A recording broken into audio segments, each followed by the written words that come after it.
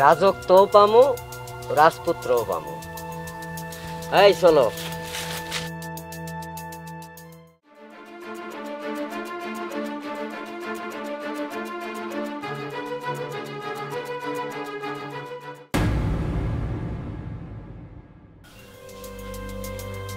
হায় আল্লাহ, কি সর্বনাশ! এই এলাকার চৌধুরীর বাড়িতে এত বড় সর্বনাশ হইতে যাইতেছে।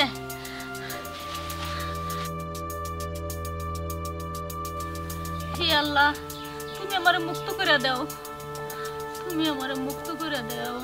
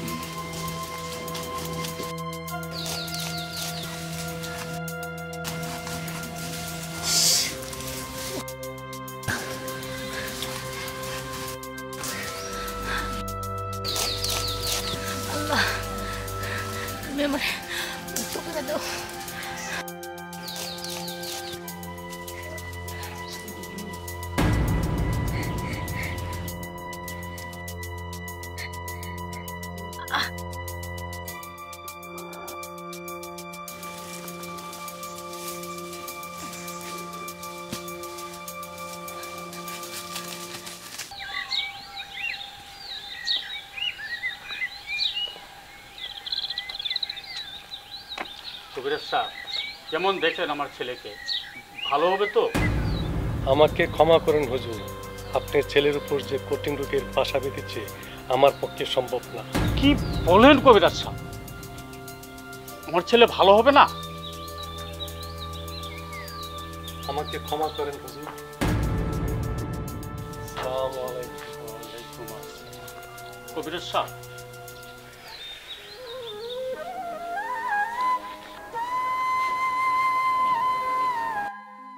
ভাবছিলাম বাড়ির কাজটা শেষ করে ভালো একটা পুত্রবধূ বাড়িতে নিয়ে আসব, কিন্তু বিধাতা তা সইলেন না। ছেলের চিকিৎসার জন্য কত কবিরাজ, কত ডাক্তার, কত কিছু করলাম, কিন্তু কেউ ছেলেকে ভালো করতে পারলো না। জানি না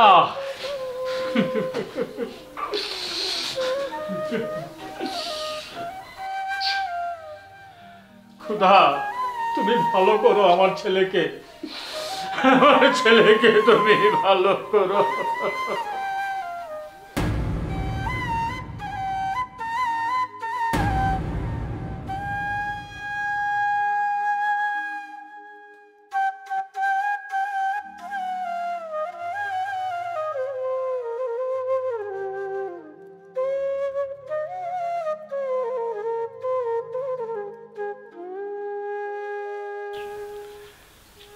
আমার একমাত্র ছেলের জন্য কত ডাক্তার, কত কবিরাজ, কত তান্ত্রিক দেখালাম, কত ঝাড়ফুঁক দিল, কেউ আমার ছেলেকে ভালো করতে পারলো না।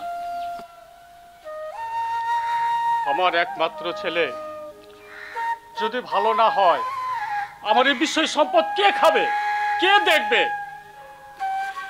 যে আমার ছেলেকে ভালো করতে পারবে, আমার অর্ধেক সম্পত্তি আমি তাকে লিখে দেব। শুধু তাই নয়, সে যা চায় আমি তাই দেব। হে খোদা, আমার ছেলে কি ভালো হবে না?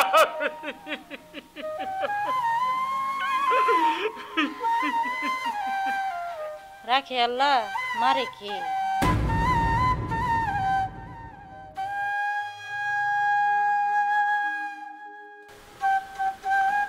তুমি কে? আমি ফাতেমা। ফাতেমা? কি চাও এখানে? আপনার ছেলে সুস্থ হয়ে যাবে ইনশাআল্লাহ। আমার ছেলে সুস্থ হয়ে যাবে? কত ডাক্তার, কত কবিরাজ, কত ঝাড়ফুঁক দিলাম, কেউ ভালো করতে পারলো না, আর তুমি বলছো আমার ছেলে সুস্থ হয়ে যাবে? আমি কথা দিতাছি, আপনার ছেলের আমি সুস্থ করে দিমই, উপরে আল্লাহ সাক্ষী। তুমি যখন বলছো আমার ছেলেকে ভালো করবে, ভালো, কিন্তু আমার ছেলে নিয়ে কোনো তামাশা করবে না। যদি তামাশা করো তাহলে এর ফল কিন্তু ভালো হবে না। যদি ভালো করতে না পারি, আপনি যেই শাস্তি দিবেন আমি মাথা পাইতে নেব।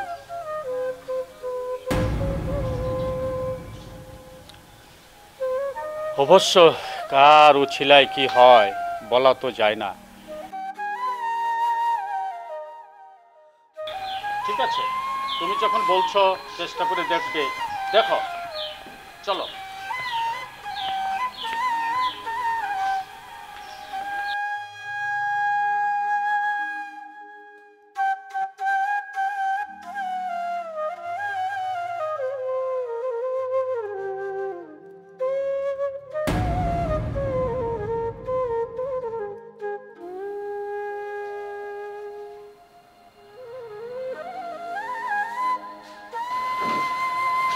মা, এ আমার সন্তান, আমি, তুমি তার চিকিৎসা করো।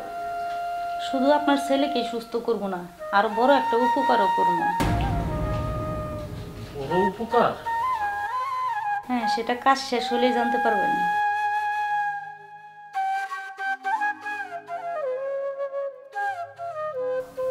মা, তোমাকে দেখে আমি যেন আশার আলো দেখতে পাচ্ছি।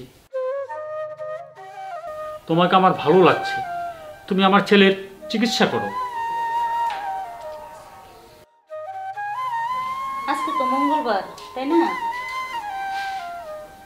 আমার একটা প্রদীপ বাতির ব্যবস্থা করে দেন, তারপর? আর একটু সরিষা তেলের ব্যবস্থা করে দিবেন। ঠিক আছে মা। আপনি তো ছেলের বাবা, 2 রাকাত নফল নামাজ পড়ে আল্লাহর কাছে হাত তুলে কান্নাকাটি করে দোয়া করেন, আপনার ছেলে সুস্থ করে দিব আল্লাহ।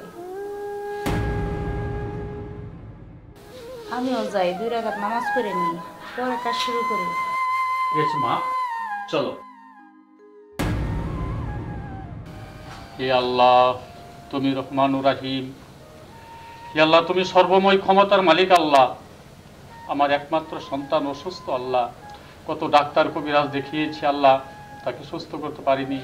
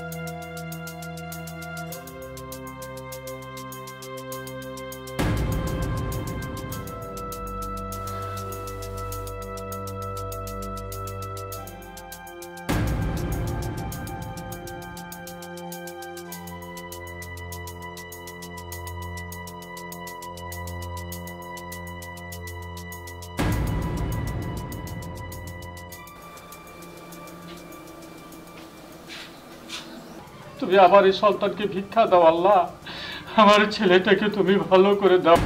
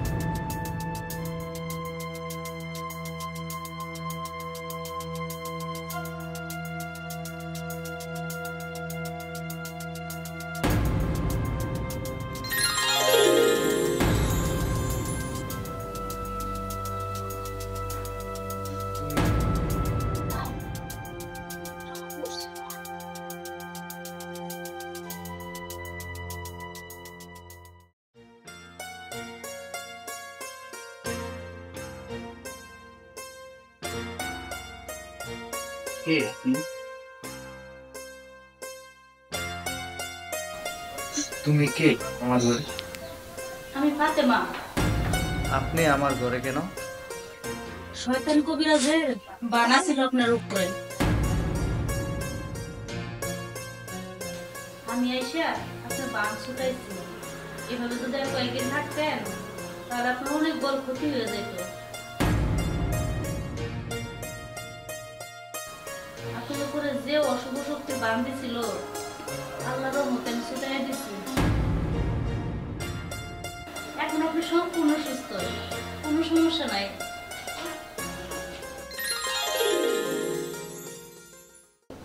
আমিন।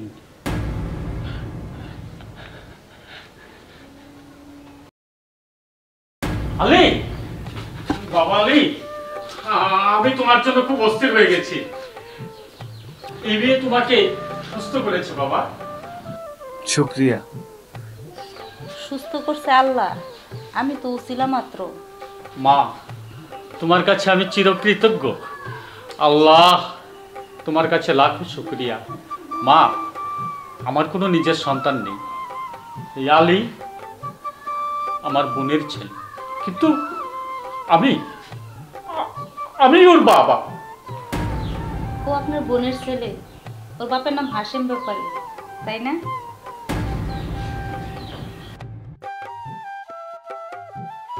এই সেই যুবক। আর একটা গোপন কথা তোমাকে বলে যাই, আলী নামের একটি পুত্র সন্তান আমার আছে। ওর মা মরার পর আমি দ্বিতীয়বার বিবাহ করেছিলাম বলে সে আমার প্রতি অভিমান করে তার মামার কাছে চলে যায়, আর কোনোদিন আমার কাছে আসেনি। যদি কোনোদিন সে আসে তাকে তুমি উপযুক্ত সম্মান দিও মা, তোমার বাবা।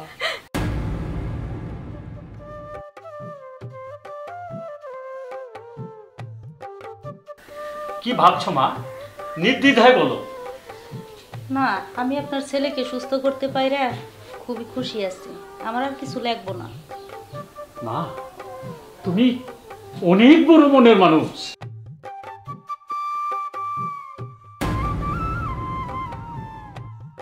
তোমাকে তো আমি খালি হাতে বিদায় দিতে পারি না।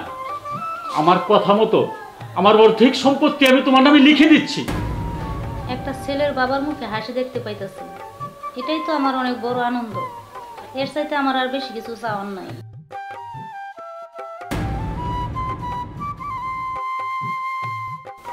চাচা, আপনার আরো বড় একটা উপকার করার বাকি আছে এখনো। কি উপকার মা?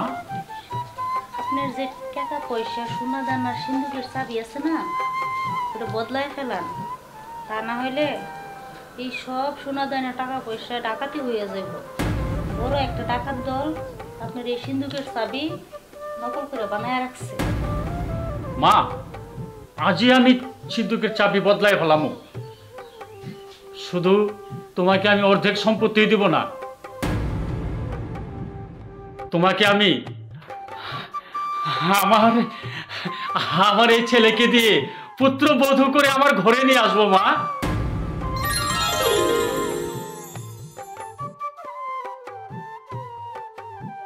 এটা কি কোন চাচা?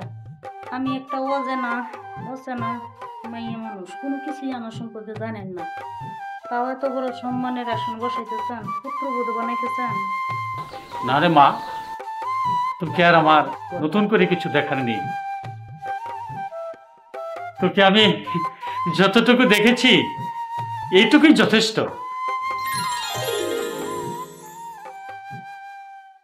আপনি আমার জীবন বাঁচিয়েছেন। আপনার সাথে শাদী হইলে আমি খুশি হব।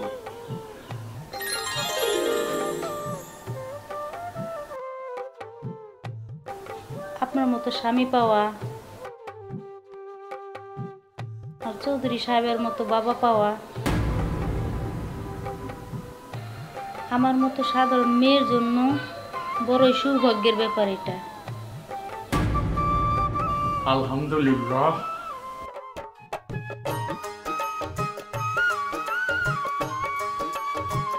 কই দেখি, এই তো আমার চাঁদের মতো বউ। আমি অনেক ভাগ্যবতী তাই আপনার মতো স্বামী পাইয়া।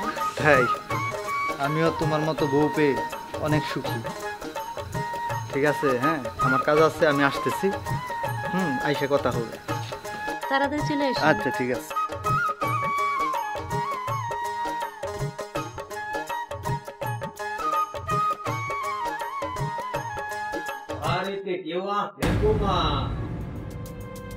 বাড়িতে কেউ আছেন?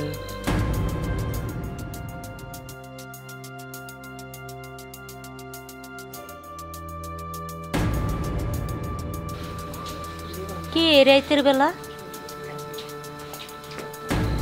ই ডেকেডা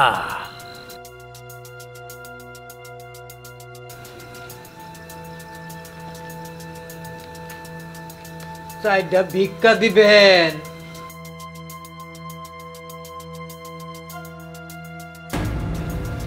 ভাগ্নি, মামু ভাগ্নি রে, তুই আমার মাফ কইরা দে। আরে মামু উঠো। তুই না মাফ করলে আমি ছাড়তাম না। কি করতেছো মামু? উঠো। তুই মাফ না করলে আমি শান্তি পাবো না রে মা, শান্তি পাবো না। কেন? তোমার যে আমি আমার সব সম্পত্তি দিয়ে দিলাম, তোমার এই সম্পত্তি গেল কই? তোমার এই অবস্থা কেন হলো? আর কইস না রে ভাগ্নি, আগুনে সব পুইরা ব্যবসা বাণিজ্য শেষ। ওরে জমি জমা বেচা কিছু টেহা আছিল, ওইটি সব মিলাইয়া মানুষের ঋণ টিন দিয়া আমি ফতুর।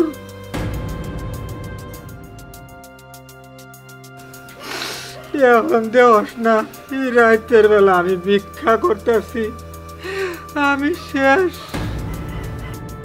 মামা তুমি কোনো চিন্তা করো না, আমি তোমারে সাহায্য করবো।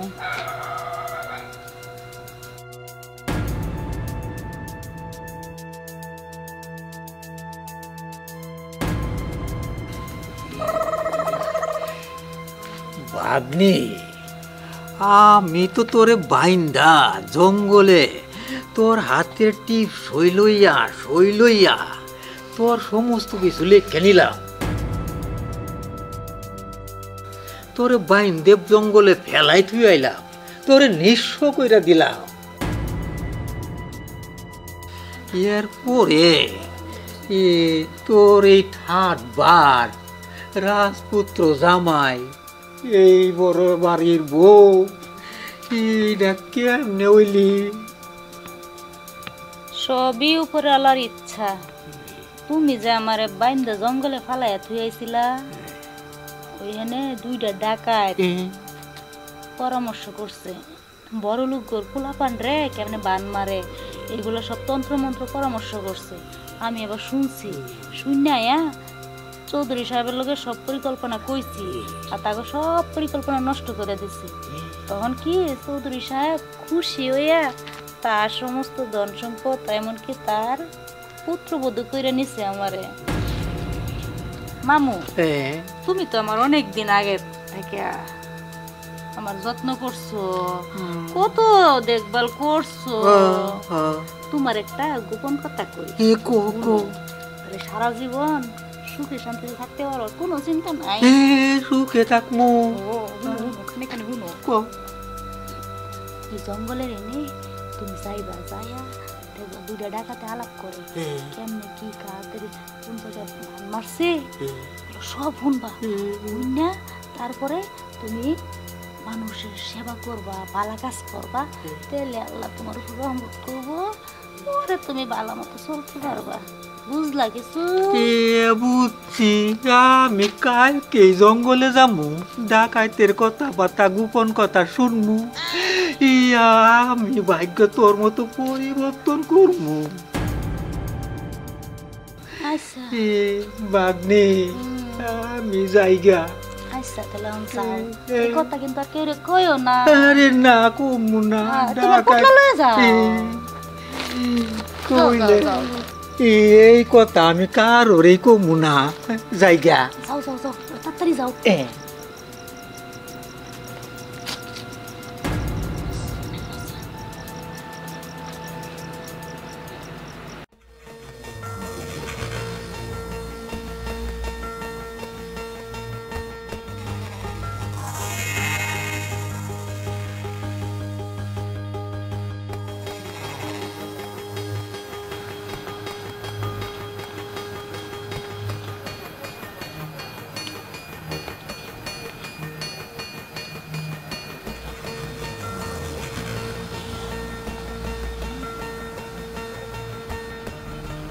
এই জঙ্গলে তো আগ্নিরে বাইন্দে ফেলাই ফেলে গেছিলাম। এই দিকতেই ডাকাইতের দল আবু দেখে এইখানে থাকি, ডাকাইতের দল আইবই।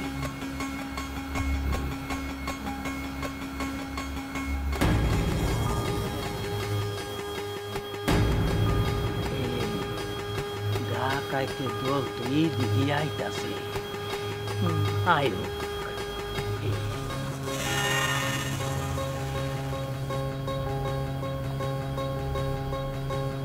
কেমনে যে কি হইল মাথায় কিছু ধরতেছে না।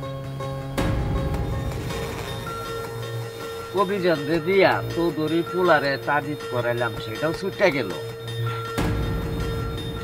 সোনা দানা সিন্ধুকের চাবি নকল কইরা বানাইলাম। একবার খালি খুঁজা দেন, ছুরি দাও, সব নিয়ে আইছি, একবারে শ্বাস দেয়া দেন। একেবারে রক্তের বন্যা বয় দিমু। আর মশা এই কেটে রে, এই কেডা?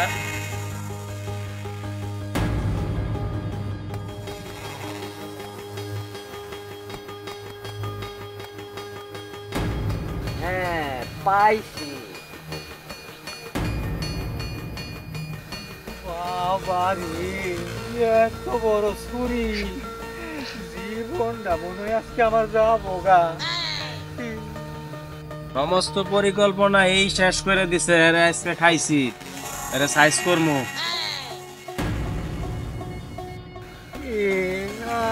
আমারে মাফ করে দিন যায় না। না, ওরে মাফ করে দেওয়া যাব না। আমি ছোট খাটো চিটারি বাটপারি করে খাই। না না, মাফ করা যাবে না। তোরে খাইছি না, আমারে মাফ করে দেও বাবারা। 10 সালারে